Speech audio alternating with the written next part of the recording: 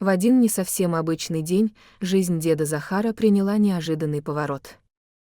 К его скромному дому, уютно расположенному в тихой деревне, приехала нежданная гостья в дочка.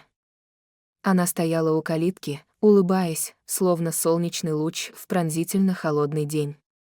На вид ей было около 35 лет, и она казалась весьма привлекательной. Такой неожиданный визит озадачил Захара, ведь, по его убеждению, семьи у него никогда не было, не говоря уже о детях. Всю свою жизнь он думал, что подобные радости ему не светят, особенно учитывая его непростое прошлое, насыщенное мимолетными связями, но никак не постоянством и уж тем более отцовством. Захар прожил нелегкую жизнь. Большую ее часть, а именно 30 из 65 лет, он провел за решеткой, в местах отнюдь не названных курортами. Все началось с того, что в 14 лет он впервые попался на краже, и с тех пор проблемы с законом стали его постоянными спутниками. Единственный период относительной свободы длился 3 года, когда он встретил Юлию.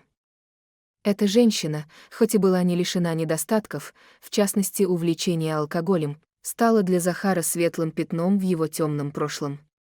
Однако и этот период закончился его очередным арестом, после неудачной попытки украсть ящик коньяка из магазина, чтобы скрасить их скромное застолье. Вернувшись 2 года назад в родную деревню, Захар поселился в доме своих родителей, который оказался полностью в его распоряжении после переезда младшей сестры в город. Он решил, что это будет его последняя гавань, последнее убежище в этой жизни. Захар занялся обустройством дома и огорода, намереваясь провести остаток дней в спокойствии и уединении. Но вот однажды утром его планы были нарушены прибытием неожиданной гости, которая представилась его дочерью от Юлии. Юлии, которая ушла из жизни, оставив после себя дочь, знающую о своем отце только из рассказов матери. Светлана, так звали дочь, поделилась с Захаром своей непростой историей жизни. Рассказала о том, как была рождена вскоре после того, как Захара в очередной раз арестовали, как ее мать пыталась связаться с ним, отправляя письма, которые он так и не прочитал. О жизни с матерью, которая не могла отказаться от алкоголя, о детском доме, куда Светлану забрали в 5 лет, о своих мечтах и разочарованиях, включая неудачный брак с Игорем, который закончился для нее заключением. Слушая этот рассказ, Захар не смог сдержать слез. Его сердце переполнилось сочувствием и печалью за судьбу своей дочери, которая, несмотря на все трудности, нашла в себе силы приехать и познакомиться с ним. В тот день они вместе провели время, словно пытаясь наверстать упущенные годы, и эта встреча стала началом новой главы в жизни деда Захара. После встречи с Светланой жизнь Захара уже не была прежней. Его дом, который ранее казался убежищем от всего мира, вдруг наполнился жизнью, заботой и теплом. Светлана превратила его скромное жилище в настоящий дом, где всегда пахло свежим хлебом и где каждый уголок был наполнен уютом. Захар, который долгие годы привык к одиночеству и скудному быту, вдруг обрел семью. Но судьба, как она часто бывает, преподнесла ему новый поворот, когда к его дверям прибыла еще одна женщина, утверждавшая, что она его дочь. Этот момент ошеломил Захара, ведь он только начал привыкать к мысли, что у него может быть родственник. Ситуация обострилась, когда между двумя женщинами разгорелся конфликт, каждая из которых настаивала на своем праве быть признанной дочерью. Сначала Захар ощутил гнев и разочарование от обмана, в который его втянули. Но потом он строго предупредил, что ложь приведет к немедленному изгнанию из дома, и потребовал признания. За столом, уже накрытым для обеда, Дануся и Вера признали свою вину. Они рассказали о своем знакомстве с настоящей дочерью Захара, которая часто делилась историями о своей семье во время их совместного заключения.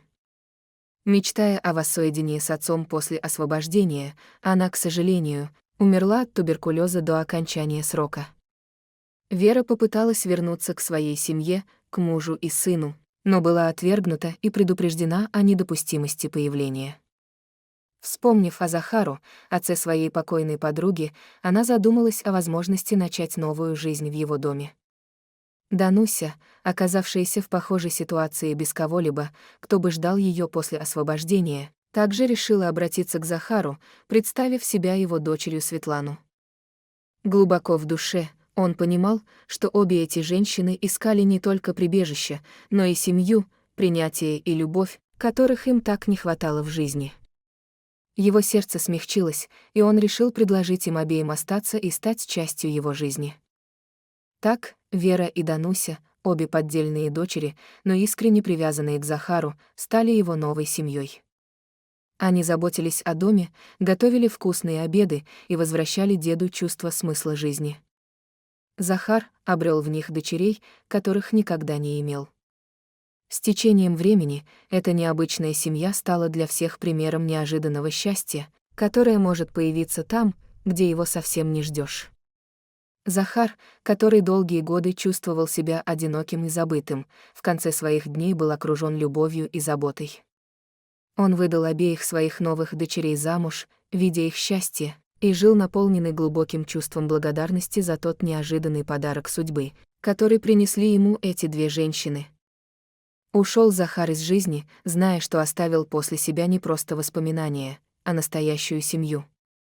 Его последние дни были наполнены умиротворением и глубокой признательностью за каждый прожитый момент. Окружение тех, кого он называл своими дочерьми, хоть и пришедшими к нему необычным путем. Эта история стала напоминанием о том, что семья не всегда определяется кровными узами, а иногда создается сердцем.